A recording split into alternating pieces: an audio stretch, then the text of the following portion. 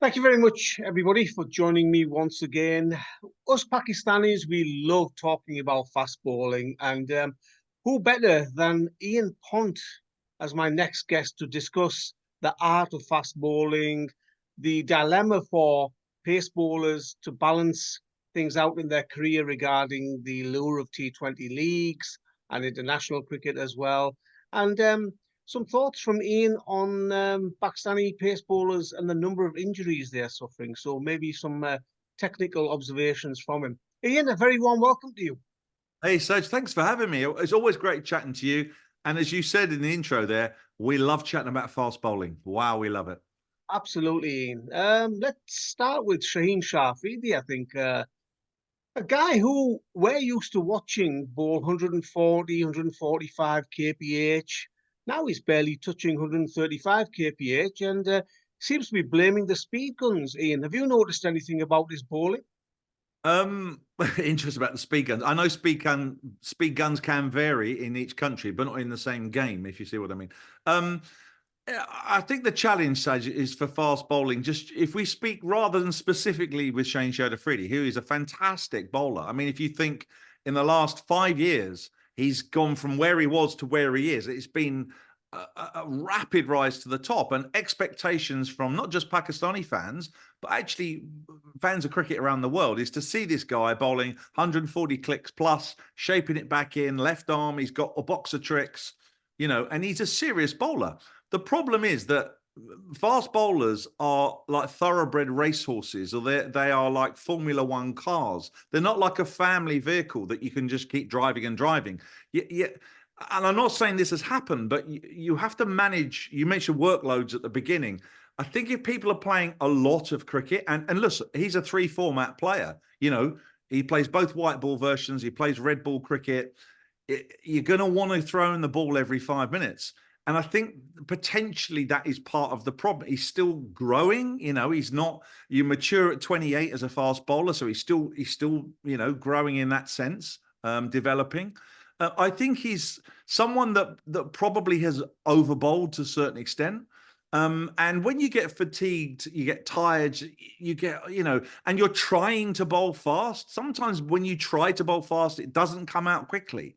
Actually, when you're relaxed and everything feels good, it's great. Technically speaking, his action's decent. I mean, it's easy. It's easy to criticize anybody's bowling action because no one's perfect and no one's a robot.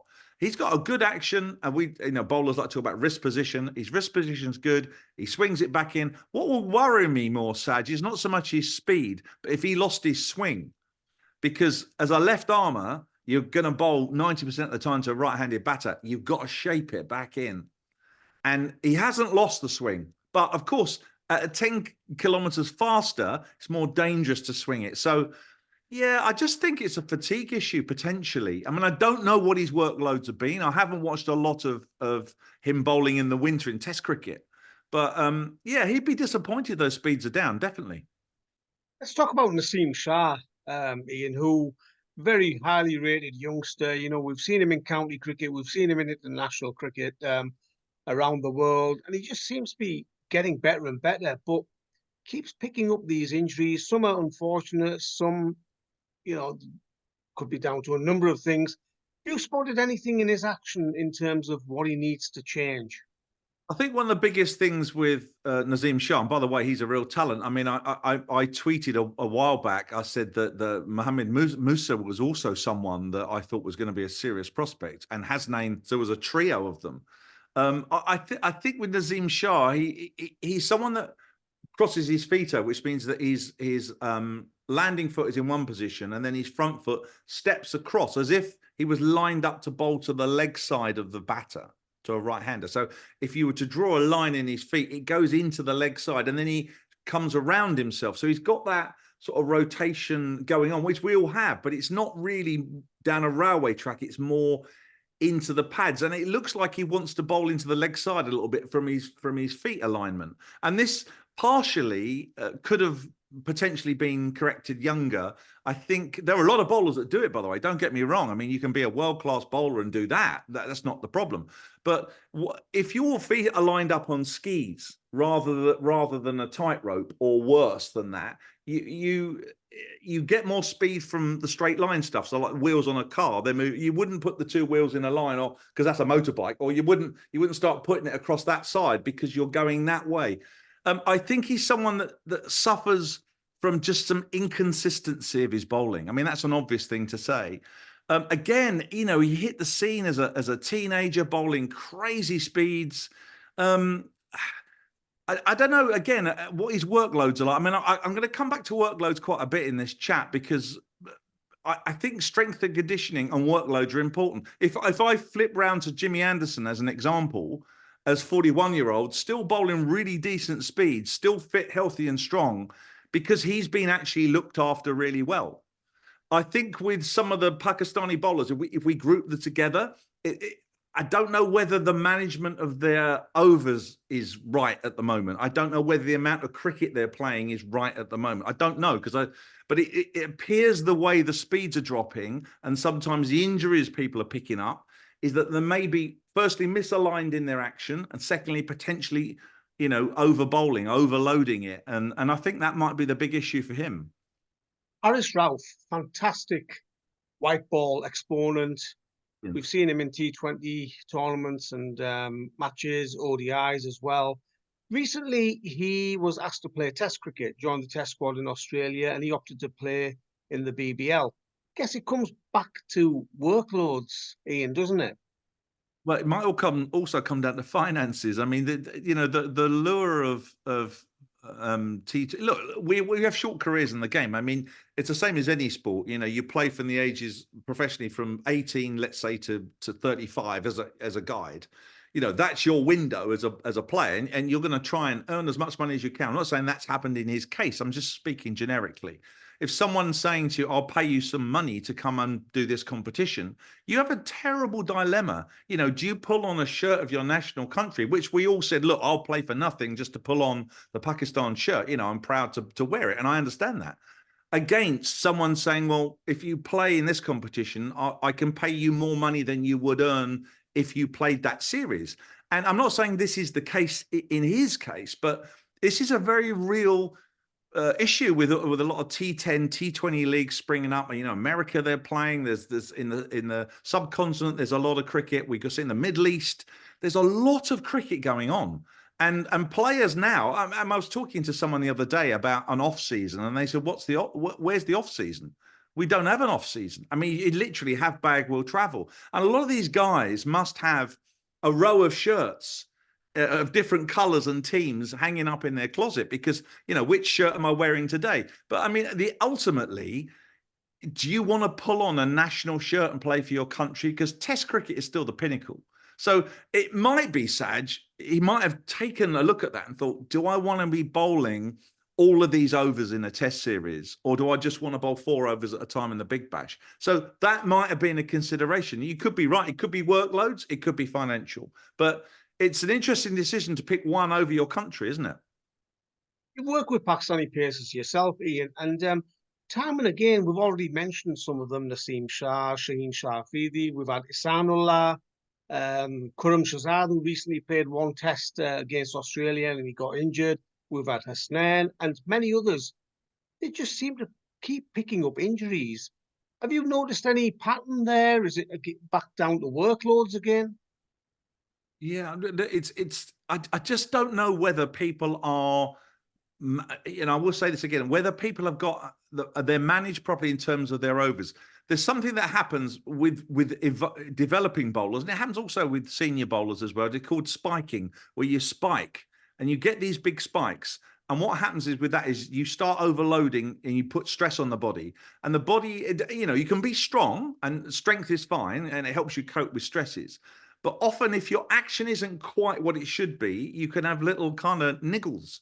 And, I'm a technical skills coach. I spend my entire career looking at someone's bowling action and saying, if you use your front arm a bit better, or if you lined your feet up, or if you pulled from the sight screen rather than the umpire, rather than you going off to the side, you'd be going straight to the target. I mean, they're real simple, fundamental things.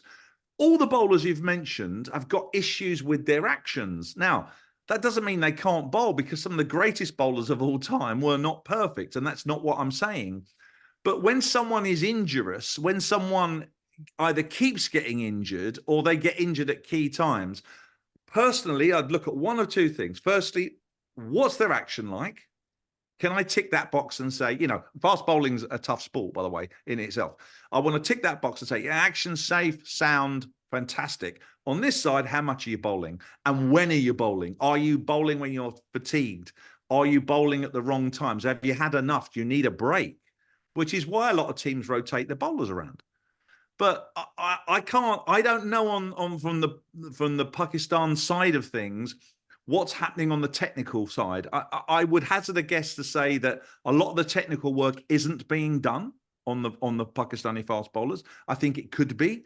Maybe that's the next level for the PCB and cricket in Pakistan generally. It could even start with some of the franchises in the PSL. To start, because you're with players 5-6 weeks. Maybe they could start to think about particularly the local bowlers. So there's an option here. There's an opportunity potentially to say, make sure this action's good. Are you bowling too many overs? And you put that together. I think what you'll find, Saj, is that there'll be less injuries. I genuinely believe that. As a technical expert in pace bowling, Ian, what do you think of actions such as Jasprit Bumrah and Zaman Khan? Jasprit Bumrah, well, he's hypermobile. So in other words, he's got that huge flexibility in his arm and his elbow, and hypermobility, it always is a bend. So if I can bend my arm to the side, I can bend it forward. I'm not double jointed, effectively, is what we used to call it. Murali's, you could almost rotate his wrist round in a circle. Some bowlers have that ability, and actually that is a huge advantage because it effectively gives you extra bit of whip. And the problem when you see it is because the arm is bent going forward in Jasprit Bumrah's case, everyone says, oh, he's throwing the cricket ball. Yeah, he doesn't chuck the cricket ball, but he gets into that shape, and because the arm is bending forward, that's what it looks like. But that isn't the law. That isn't the rule. And also, when it comes to chucking the ball generally, it's a 15-degree straighten. So if it's bent, you can keep it bent. You just can't straighten it by 15 degrees or more than 15 degrees. So people think it's the bend. Actually, it's not the bend because you can bowl with a bent arm as long as it doesn't straighten. But where people are hypermobile, where they've got, shoulder, bear in mind, we've got the wrist, elbow and shoulder joint. There's 3 joints on that arm. If any one of them or more than one is hypermobile, you get into some crazy positions, but that's your natural bowling action. So sometimes you have to be very careful when you look at someone's bowling action and just say, is it okay? Does it tick the box? I think in Jasprit Bumrah's case, it is. And I know there's been a lot of chat about it. And also when it comes to where he releases the ball from, he gets very close to the batter. He's a lot closer to the batter on release of the ball than a lot of bowlers because he really gets ahead of himself. If I bowled to you from 5 meters away, I'd seem really fast because I'm close to you. So the closer I can get to you, the speed out of my hand might say 130, 140. But if I'm closer to you, it feels like 150, 155. And this is sometimes you hear a phrase, some bowlers bowl a heavy ball. They say, oh, it hits the bat hard. Well, you just have a look where they release the ball from. They're probably quite close to the batter. So the other bowler you mentioned was Zishan. Zaman Khan. Zaman Khan. I haven't really seen Zaman Khan bowl. Yeah, he's got a similar action to Bumrah. Well, very much like Malinga. He played a bit of county cricket last season. Right. But yeah, very unorthodox. And as I say, Malinga-esque action, Ian. You've obviously seen a lot of Malinga, and just imagine that Zaman Khan is like him. Yeah, well, in terms of slingers, let's put it in that term because we all know what then that looks like. That is quite a desirable position to be in as a fast bowler, and I'll explain why. The further you can pull the cricket ball whilst you're holding it, the more speed you can get. So if you've got like an elastic band and you pull it a little bit, that's great. But if you can pull it further and then further and then further and then let it go, it's like a bow and arrow. So the more I can pull it, the more I can stretch. So if someone's got the slingy action, they're pulling the cricket ball behind them from the sight screen, probably further back than that. So if you think of how far that ball is traveling from behind them to in front, it's a longer distance than someone who is pulling from the umpire. because they're only going to the. So some bowlers that pull from the umpire, they start to tip away because that's the way their body's going in this direction and not this way. So a slinger, someone like a Jeff Thompson, way back in the 70s and 80s. I mean, he's possibly the fastest bowler of all time. I know he wasn't recorded as that. Shoaib's got that. But Shoaib was a slinger. A very slingy style, pulled from the sight screen. Bowlers that do that, Sean Tate was another one, 100-mile-an-hour bowler. Very slingy. I mean, Malinga wasn't slow. So bowlers that do that, they have that kind of pull and elastic band sort of bow and arrow feel to their bowling. And that is highly desirable. So if I ever see a young lad who's got that arm pull, I'm interested because I think, oh, okay, that's he's got that in his action. Or I mean, you can add it in or you can develop the pull. But if you have it going into your action to start with, that's good. I would never get that out of a bowler. I'd always encourage them to utilize it. Definitely. Finally, Ian, Mohammad Zishan is a young bowler who Pakistani fans are very excited about. 6'8", pretty sharp as well. He's going to be playing in the Under-19 World Cup. Don't know if you've seen much of him. Well, interesting you say that because I run the National Fast Bowling Academy here in the UK, and we're coming up to our 6th year, and we show video clips as an example of how to do things properly. And Mohammad Zishan is actually someone we've just started to show to our bowlers here. There's 2 things about him. One, I mentioned the arm pull. He is someone that gets massive arm pull. If you stop the video of him bowling, when he takes his arm back, it's straight back to the sight screen. That is that massive bow and arrow stretch that I mentioned earlier. And given that he's 6'8", his wingspan is going to be wider than anybody else's. So he's got this huge catapult effect going on. That's a positive. The unfortunate part is that when he bowls the ball, he disappears with the top half of his body off to cover point or extra cover. Instead of him going straight down the channel, instead of him following the ball down like a tire of a car straight, he's going off that way. So he ends up almost going backwards and sideways down the pitch. I have slight concerns for him with that in injury terms, because what we don't want to do is in the lower back, we don't want to start creating that kind of stress, particularly if you're going to bowl 140 kilometers and upwards and you're 6'8". And I don't know what age he is, but he's still growing. He's not at full bone density yet. Until you're 23, your bones aren't at full density. So he's still growing. There's a lot of stress and strain going through that system. Personally, I'd love to see him correct part of that action as he goes through it. I think the beginning of it is absolutely sensational, and which is why we show him as a model for the first half of his action. The second half of his action, we say, yeah, it's not quite so much. But there's something about, I mean, clearly, when you're that tall, you're gonna get people jumping around, aren't you, as a bowler? And he's been so successful. He's got a gig in the PSL, hasn't he? He's been signed by somebody. I'd love him to get the chance to play. The one thing I'll say about Pakistan cricket is they have the ability to find fast bowlers from absolutely nowhere.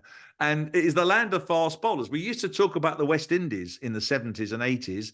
And in the last 20 years, it's been Pakistan has been the country of fast bowlers. And Pakistan produces these players, but they don't actually polish them up. That is the problem. I think this is why you see bowlers come in for 5 games, 6 games, 7 games, injured, breakdown, gone. Next guy comes, and you think, what happened to him? What happened to him? What happened to him? You know, Shane Afridi has managed to show some longevity here. That she's great. But we want to keep these guys on the park. We want to keep them fit and firing. There's a big reservoir of talent in Pakistan. I think where cricket would benefit is that top layer, to make sure that the guys are developed, firstly on the strength and conditioning side. I know there's good S&C coaches out there, so it's just management. The biggest part for me is the technical aspect. How are they bowling it? You know, what are they physically doing to get it out there? And is it lined up properly? And are they likely to cause injury if they get it wrong? Unfortunately, we're seeing some of these guys with injuries. It's one or the other. It's either technical or overloading. Might be a combination of both. Ian, always a pleasure to talk with you. And it's always fascinating to listen to your views about fast bowling. You're very passionate about it, and keep up your fantastic work all around the world. I know you mentioned your coaching academy in the UK in Hertfordshire, so you're producing some fantastic talent through that. So keep that up as well, mate. Thank you very Thanks, much. mate. Thanks, and thanks so much for having me. Thank you. Thank you.